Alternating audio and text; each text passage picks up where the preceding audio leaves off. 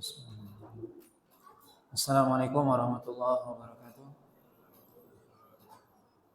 Innal hamdalillah nahmaduhu wa nasta'inuhu wa nastaghfiruh wa na'udzu billahi min shururi anfusina wa sayyiati a'malina. May yahdihillahu fala mudilla lahu wa may yudlil fala hadiya lahu. Asyhadu an la ilaha illallah wahdahu la syarika lahu wa asyhadu anna Muhammadan abduhu wa rasuluh alladzi la rasula wa la nabiyya ba'dah. Ya ayyuhalladzina amanu taqullaha haqqa tuqatih wa la tamutunna illa wa antum muslimun, amma ba'd. Bapak dan Ibu kaum muslimin dan kaum muslimat yang dirahmati oleh Allah Subhanahu wa taala, pada malam hari ini kita lanjutkan pembahasan dari kitab Syarah Sahih Muslim. Masih dalam Kitabul Hajj, yaitu kitab tentang haji. Bab yang ke-61, bab fis sadaqati bil humil hadi wa juludiha wa jilaliha, yaitu bab yang menjelaskan tentang bersedekah dengan daging al-hadi dan kulitnya, dan juga jilalnya. Jilal artinya adalah kalau pada kuda yaitu pelana kuda. Dalam bab ini disebutkan sedekah, bersedekah, anjuran bersedekah dengan luhumil hadi, daging al-hadi. Al-hadi artinya adalah, disebutkan oleh para ulama, yaitu sembelihan yang dipersembahkan kepada Allah Subhanahu wa taala, dan itu dilakukan atau disembelih di Mekah, yang dilakukan oleh orang yang sedang melakukan ibadah haji ataupun umroh secara umum. Baik yang dilakukan oleh orang yang melakukan haji tamattu, di mana orang yang haji tamattu mereka diwajibkan untuk menyembelih hewan sembelihan atau haji qiran,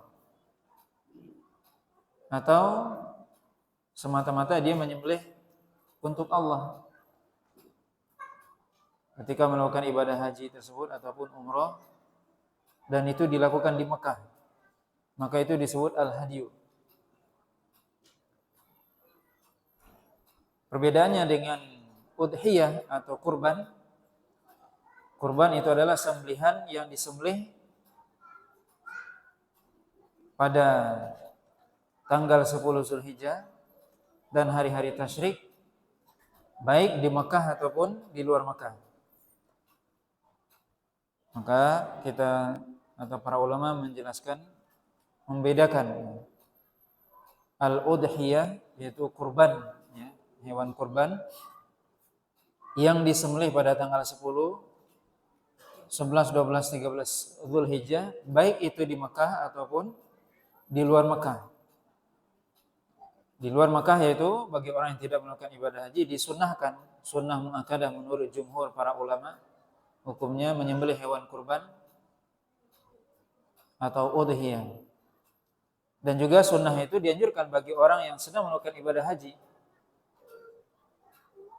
pada tanggal 10, 11, 12, 13 Zulhijjah, itu udhiyah atau yang sering disebut dengan kurban. Adapun al-hadiyu, al-hadiyu adalah sembelihan yang khusus disembelih di Mekah.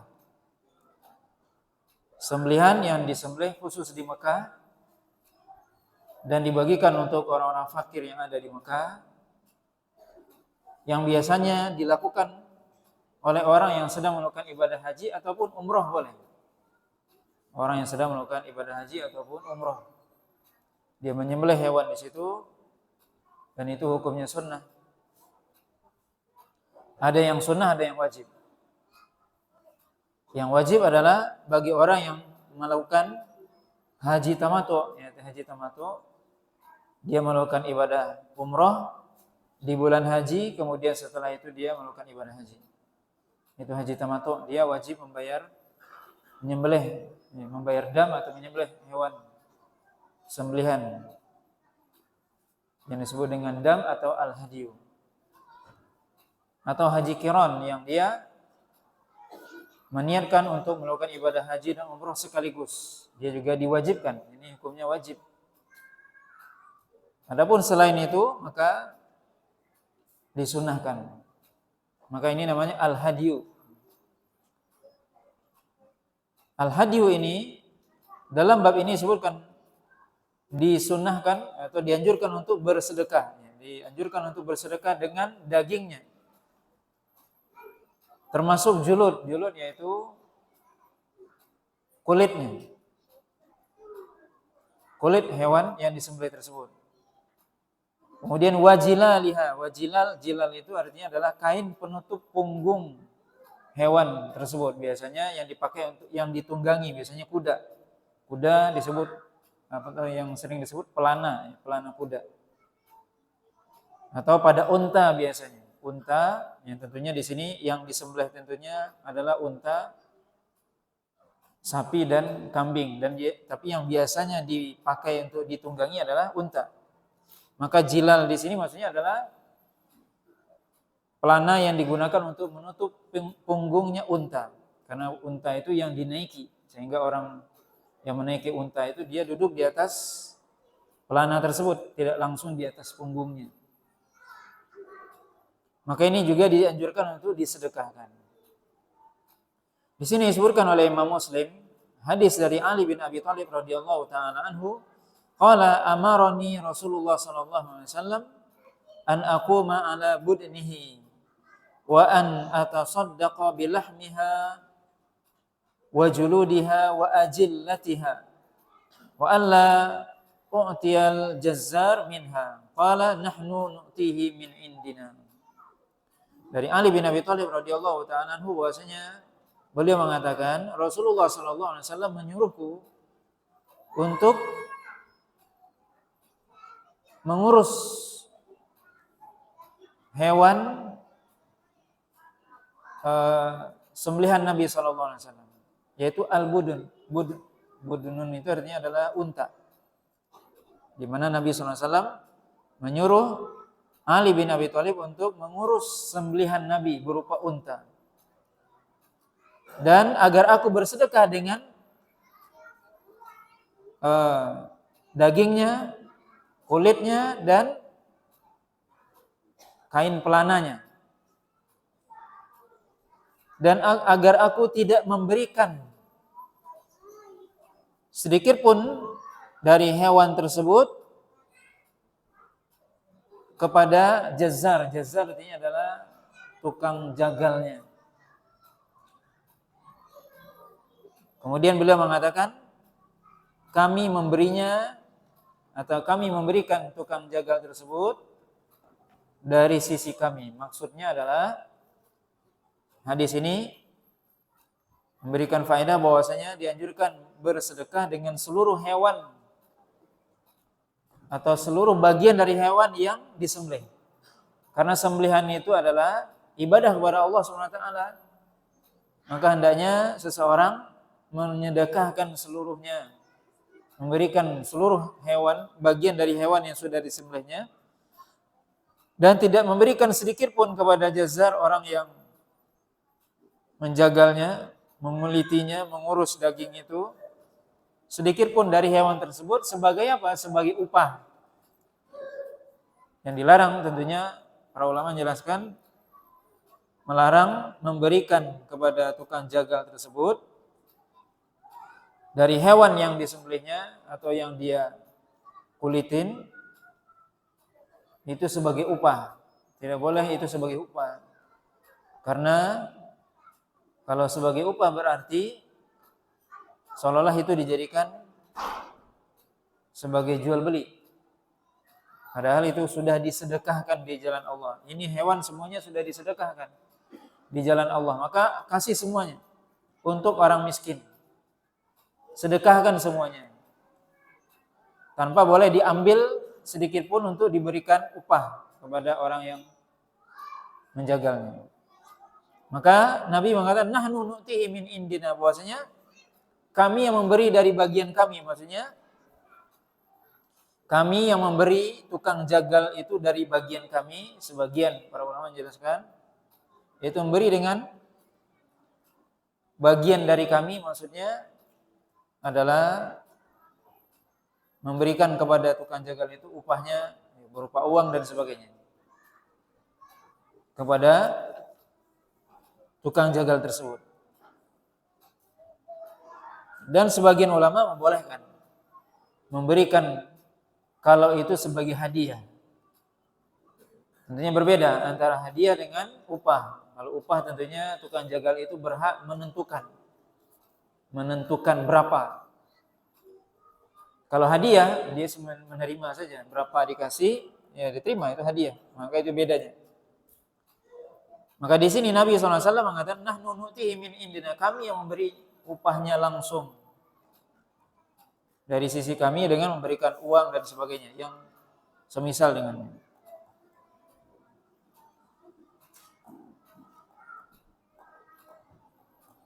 Dalam riwayat yang lain yang juga dari Ali bin Abi Thalib radhiyallahu ta'ala anhu, bahwasanya Nabi SAW beliau mengatakan, anna Nabi SAW amarahu an yaquma ala budnihi wa amarahu an yaqsima budnahu kullaha luhumaha wa juludaha wa jilalaha fil masakin wa la yu'tiya fi jazaratiha minha syai'an. Kata Ali bin Abi Thalib bahwasanya Nabi SAW menyuruh beliau untuk mengurus hewan sembelihan beliau berupa unta dan menyuruh membagikan hewan tersebut seluruhnya, dagingnya, kulitnya, pelananya kepada orang-orang miskin dan tidak memberikan sedikit pun dari hewan tersebut kepada tukang jagalnya.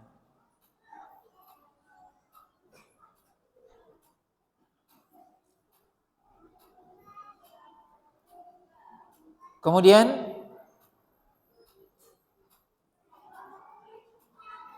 bab selanjutnya al-ishtirak fil hadi wa ijza'ul baqarati wal budna kullu minhuma an sab'atin, yaitu bolehnya seseorang bersama-sama dalam sembelihan. Adapun sapi dan unta maka masing-masingnya cukup 7 orang. Artinya ketika seorang menyembelih hewan sembelihan baik kurban ataupun di sini tentunya juga walaupun yang dibahas di sini adalah al-hadyu atau hewan sembelihan yang disembelih di Mekah, maka termasuk di sini adalah juga hewan kurban. Secara hukum sama, tadi juga tidak diberikan kepada tukang jagalnya sedikit pun dari hewan tersebut sebagai upah. Tapi boleh hadiah. Termasuk di sini juga bolehnya bersama-sama berkelompok dalam menyembelih hewan itu, di mana sapi ataupun unta itu cukup diwakili oleh 7 orang. Artinya maksimal seorang bersama-sama untuk menyembelih 1 hewan kurban atau 1 hewan sembelihan. Kalau yang disembelih itu unta ataupun sapi, maka maksimal 7 orang bersekutu atau bersama-sama. Di sini disebutkan oleh Imam Muslim hadis dari Jabir bin Abdullah radhiyallahu ta'ala anhu, qala naharna ma Rasulillah sallallahu alaihi wasallam amal Hudaybiyah al-badanah an sab'atin wal baqarata an sab'atin. Dari Jabir bin Abdullah beliau mengatakan bahwasanya kami menyembelih di zaman Nabi atau bersama Rasulullah SAW pada tahun Hudaybiyah yaitu tahun ke-6 Hijriah. Unta itu 7 orang dan sapi juga 7 orang.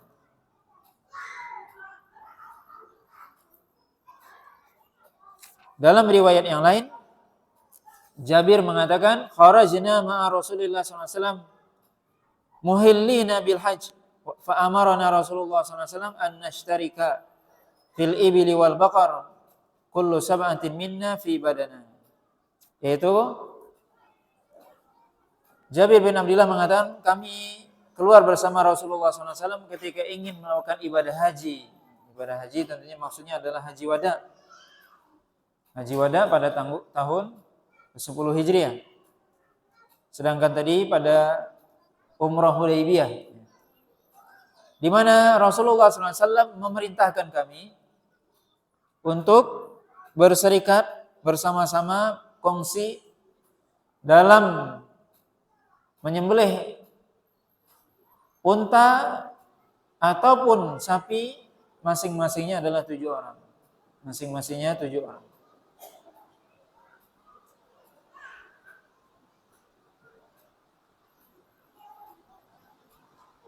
Dalam hadis yang lain juga dari Jabir bin Abdullah, beliau mengatakan, "Ishtarakna ma'an Nabi sallallahu alaihi wasallam fil haji wal umrah."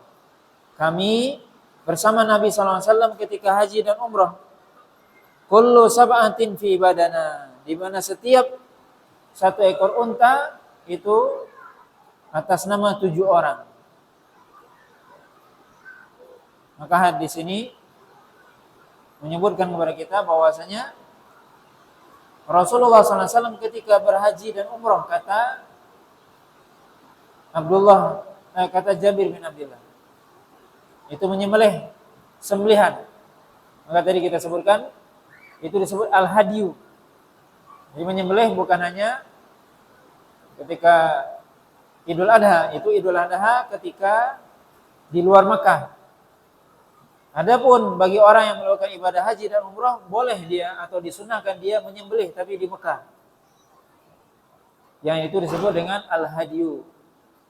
Yang mana ketentuannya sama dengan kurban, yaitu untuk sapi dan unta maksimal boleh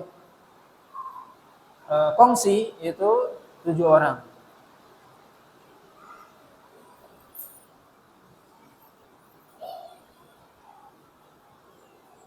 Kemudian dalam riwayat yang lain juga dari Jabir bin Abdullah, di mana beliau menyebutkan dengan lafaz yang lebih jelas, ya. Annahu sami'a, yaitu qala amarna idza ahlalna an-nuhdiyah wa yajtami'an nafar minna fil hadiyah wa dzalika hina amarahum an yuhillu min hajjihim. Ini semua riwayat yang menyebutkan bahwasanya kami ketika halal, ketika sudah selesai melakukan ibadah umrah, kemudian melakukan ibadah haji setelahnya, itu haji tamattu, di mana kita sudah sebutkan di awal kitab haji bahwasanya Rasulullah SAW memerintahkan kepada para sahabat yang tidak membawa hewan kurban tidak membawa hewan sembelihan dari Madinah untuk melakukan haji tamattu, di mana mereka harus menyembelih, di mana mereka membeli hewan sembelihan itu di Mekah. Kapan mereka menyembelih? Yaitu ketika selesai umrah, sebelum melakukan ibadah haji.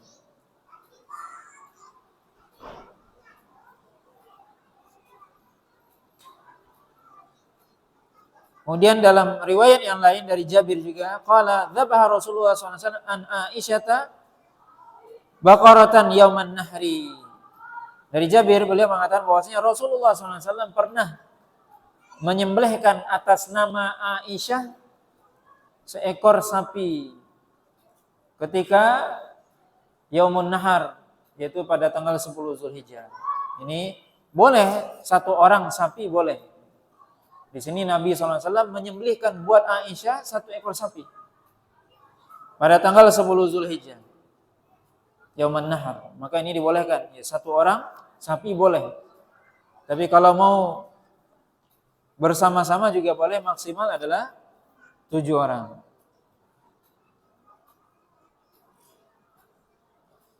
Kemudian bab selanjutnya disebutkan oleh Imam Muslim atau Imam Nawawi, bab nahrul budni qiyaman muqayyadatan, yaitu menyembelih unta itu dalam atau dengan keadaan unta itu berdiri. berdiri dan terikat kakinya atau tangannya. Hadis dari Ziyad ibni Jubair anna ibna Umar ata ala rajulin wa huwa yanharu badanatahu barikatan faqala ib'athha qa'imatan muqayyadatan sunnata nabiyyikum sallallahu alaihi wasallam. Yaitu dari Ziyad ibnu Jubair, beliau mengatakan bahwasanya Abdullah bin Umar pernah melewati seorang laki-laki yang dia sedang menyembelih untanya sendiri. Ketika itu untanya sedang barikah sedang duduk ya, duduk. Kemudian Abdullah bin Umar mengatakan, ib'atha, lepaskan dia, biarkan dia berdiri. Dengan keadaan di salah satu dari tangannya diikat. Para ulama mengatakan, seorang ketika dia menyembelih unta, maka tangan kiri unta itu diikat. Kata Abdullah bin Umar, sunnata nabiyyikum, itulah sunnah Nabi kalian sallallahu alaihi wasallam. Maka di sini ini hadis yang menyebutkan bagaimana cara menyembelih unta, beda dengan kambing ataupun sapi. Di mana menyembelih unta itu dalam keadaan untanya berdiri. Unta itu berdiri dia. Kalau kita menyembelih sapi atau kambing, sapi dan kambingnya dijatuhkan. Tapi unta tidak. Justru itu sunnah Nabi, kata Abdullah bin Umar. Untanya dalam keadaan berdiri, kemudian diikat tangan kirinya, kemudian ditusuk. Ya, ditusuk an-nahar. An-nahar itu makanya bahasanya beda. Kalau kita menyembelih sapi ataupun kambing ataupun ayam misalnya, itu dalam bahasa Arab namanya dzabhun. Sembelih, yang disembelih adalah lehernya. Adapun unta tidak, yaitu dipangkal leher. Kalau kita coba kita pegang sendiri, kita punya leher paling bawah itu ada sedikit menonjol di bawah itu. Yang paling bawah leher ini itu ada sedikit yang bisa kita masukin tangan. Nah, itu namanya nahrun. Maka unta itu ditusuk di situ. Dan itu kata para ulama lebih cepat matinya daripada sapi atau kambing. Maka unta itu kalau pas tusukannya di lubang itu, lubang yang mematikan, maka dia lebih cepat matinya. Kita bisa bayangkan unta sebesar itu tinggi. Maka bagaimana cara menyembelihnya? Yaitu dengan ditusuk dengan pisau atau tombak di nahar, ya, pangkal dari lehernya itu. Yang kalau kita bisa rasakan ada, ya. Yaitu pangkal lehernya yang paling bawah, ya, yang dekat dengan dada. Maka kalau ditusuk itu maka akan muncrat darahnya dan lebih cepat matinya. Maka Abdullah bin Umar mengatakan, atau Abdullah bin Umar tadi melihat ada orang yang dia menyembelih unta dalam keadaan untanya lagi duduk atau berbaring seperti menyembelih sapi. Kata Abdullah bin Umar, bukan seperti itu cara menyembelih unta, tapi biarkan unta itu berdiri.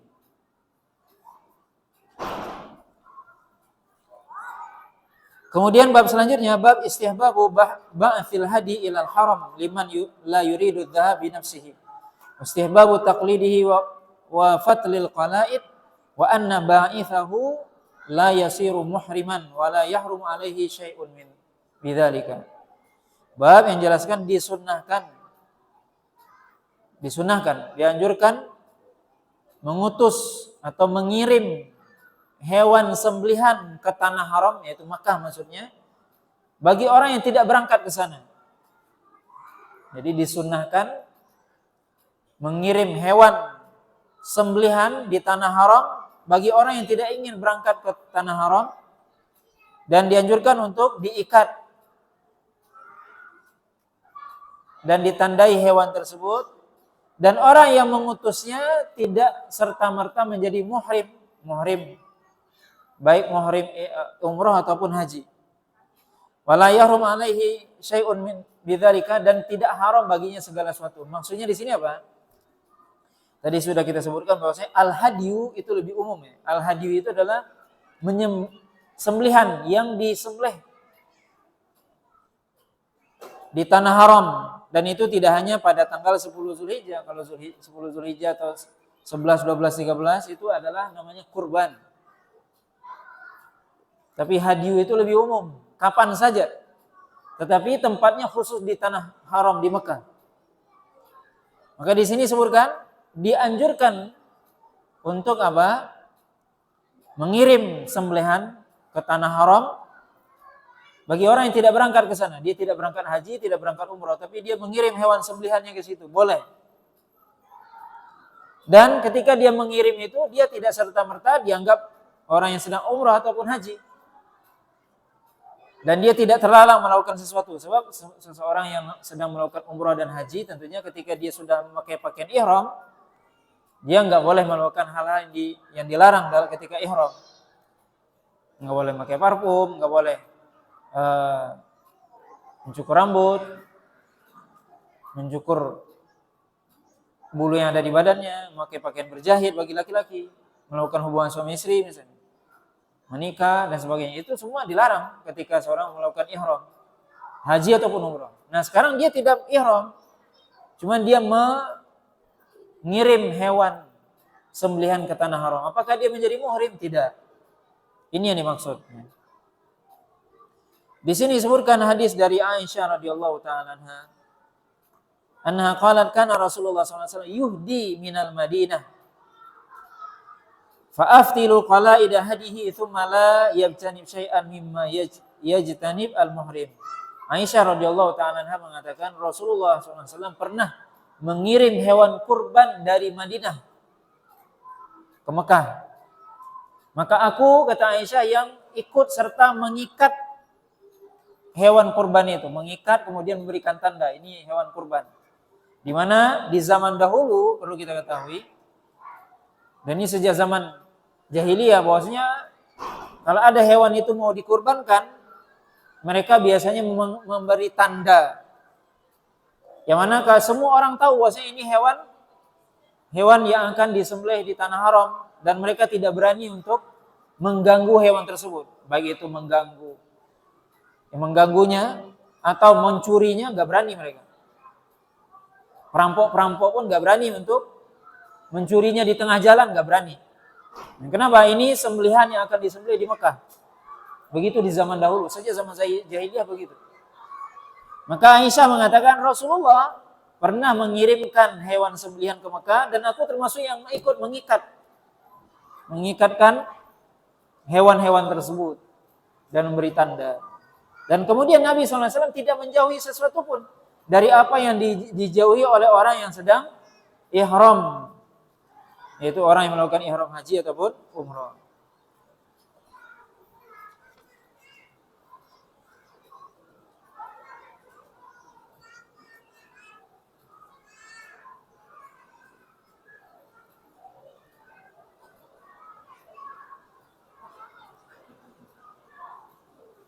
Ya, dalam bab ini disebutkan banyak ya, riwayat oleh Imam Muslim yang semuanya riwayat dari Aisyah radhiyallahu taala anha yang menyebutkan bahwasanya Rasulullah SAW itu mengirim hewan sembelihan ke Mekah dari Madinah, dan kemudian beliau termasuk yang mengikat hewan tersebut. Kemudian beliau menjelaskan bahwasanya Nabi SAW senantiasa dalam keadaan halal.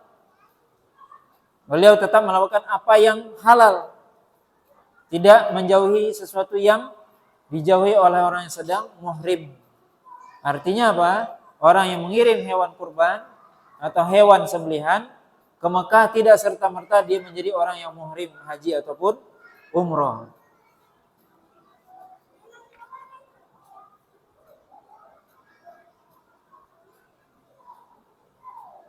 Dalam akhir bab ini disebutkan hadis juga dari Abdullah bin Abbas ya. Bahwasanya Abdullah bin Abbas pernah, yaitu beliau berpendapat ya.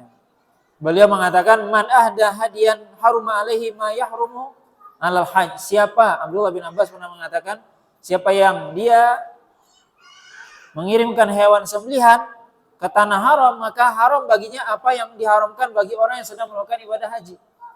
Sampai hewan itu disembelih. Maka kemudian seorang sahabiah yaitu Amroh bertanya kepada Aisyah, apakah itu benar? Kemudian Aisyah mengatakan, laisa kama qala Ibnu Abbas, bukan seperti yang dikatakan Ibnu Abbas, enggak benar itu kata Aisyah. Jadi kita bisa lihat di sini Abdullah bin Abbas pernah berbeda pendapat dengan Aisyah. Di mana Abdullah bin Abbas berpendapat siapa yang mengirim hewan sembelihan ke tanah haram, maka dia seperti orang yang sedang melakukan ibadah haji sampai hewan itu disembelih. Artinya dia dilarang melakukan larangan yang dilarang terhadap orang yang sedang melakukan ibadah haji, atau dia dianggap muhrim. Kata Aisyah, enggak benar. Bukan sebagaimana yang dikatakan oleh Abdullah bin Umar. Kenapa? Karena aku, kata Aisyah, aku sendiri pernah